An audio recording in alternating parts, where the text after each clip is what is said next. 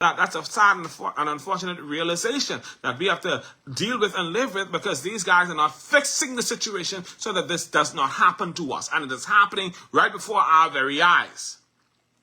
And then there's another situation where there's another minority that's ruling the majority, because there is this sissy agenda, this sissy takeover agenda that's taking place in the entire country, where sissies are being placed in charge of all of these different departments, all of these different agencies, and they are, because they're compromised. So somebody shake their behind in front of them, they done compromise and doing all kind of foolishness.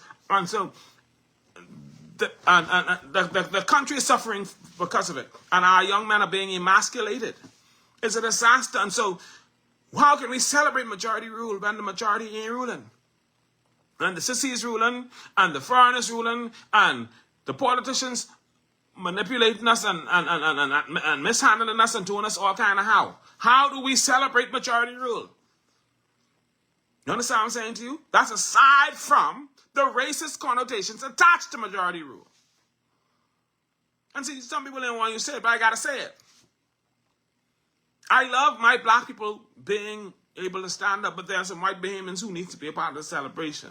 And so I don't know that I want to call it majority rule in the way that it is written. We probably need to find another name for it, or pull it back, do something. But yeah, because right now it ain't fitting right.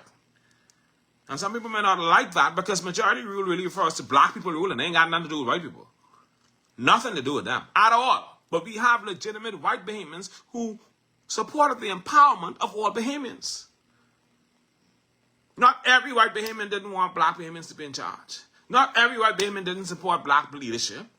There are some white Bahamians, one or two, who supported black leadership, black empowerment. You understand what I'm saying to you? And so I don't know that I can fully support majority rule in the context that it currently is.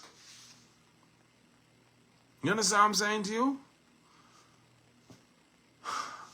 I'm going to switch. I got to do this thing on TikTok, and then we'll move on to the next subject. So this happened to a tourist in Nassau last week. This cruise family visited Nassau last week. They came off a cruise ship, and they went to the straw market to get their hair braided. 3 ladies who went. There's 3 ladies and a little boy. A mature lady, her mother, and the granddaughter. So these 3 girls, these 3 ladies, and this little boy went to get their hair braided. The little girl, they asked people how much is to braid the hair, and the lady told them it's $8 per plait. That's one of the first things. But what they did was they said, oh, and they were at the straw market. They went to the straw market, and then the person said, oh, no, come, you come with me, and we're going to take you to the place where we do it. And they took them away from the straw market, and the lady said they took them through a small corner, and they took them to an area, and when they got into the area, it looked unkempt. It was a place with dusty benches and stuff like that. They said,